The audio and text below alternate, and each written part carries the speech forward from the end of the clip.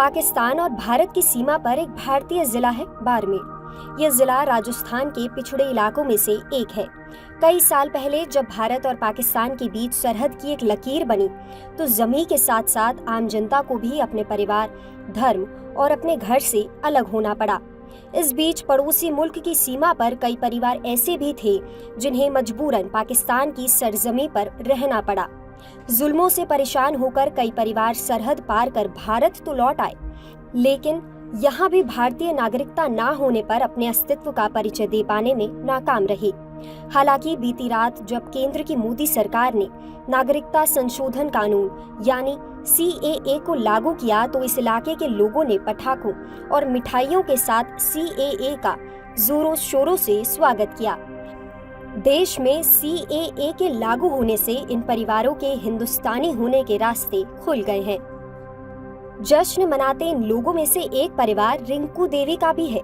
इनका कहना है कि इनके पति पाकिस्तान से हैं, लेकिन 10 साल से भारत में रह रहे हैं और देश की नागरिकता पाने के लिए कई बार सरकारी ऑफिस के चक्कर काट चुके हैं। हालांकि अब इनकी खुशी का कोई ठिकाना नहीं है, क्योंकि अब ये सरकारी तौर पर भी भारतीय कहलाएंगे।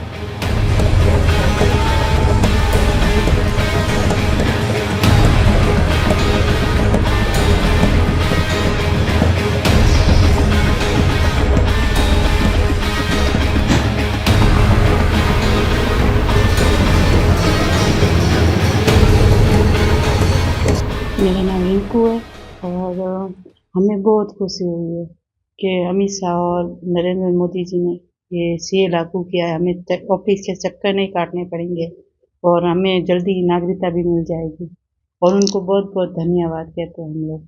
हमें बहुत खुशी है कि हमें ऑफिस के चक्कर भी नहीं निकालने पड़ेंगे, तो इसीलिए सबको धन्यवाद कहती हूँ।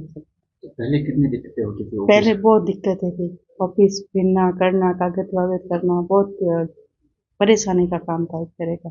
ये भी था कि आधार कार्ड भी नहीं बनता था पहले? नहीं बनता था, उसके लिए कि पाकिस्तान से डॉक्यूमेंट लाओ करो। हाँ वो सब होता था।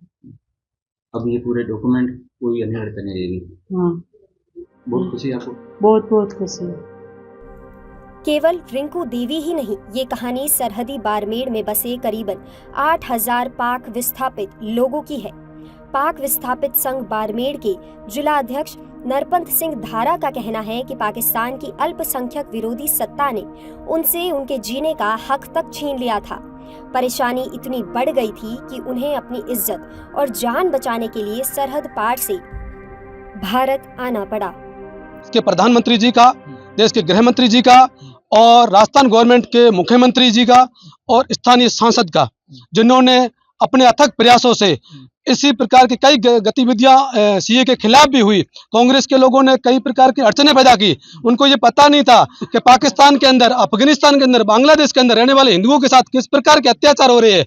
उन सब अत्याचारों को देखते हुए देश के प्रधानमंत्री जी ने और गृह मंत्री जी ने बड़ी सोच रखते हुए और उन लोगों को राहत प्रदान के लिए आज CAA लागू हुआ है। बता दें, सिटीजनशिप अमेंडमेंट एक्ट के तहत 3 पड़ोसी देश पाकिस्तान, बांग्लादेश और अफगानिस्तान से आए उन लोगों को भारतीय नागरिकता मिल जाएगी जो दिसंबर 2024 तक किसी न किसी प्रताड़ना का शिकार होकर भारत आए हैं। इनमें गैर मुस्लिम माइनॉरिटी, हिंदू, सिख, बौद्ध, जैन, पारसी और ईसाई धर्म के लोग शामिल हैं।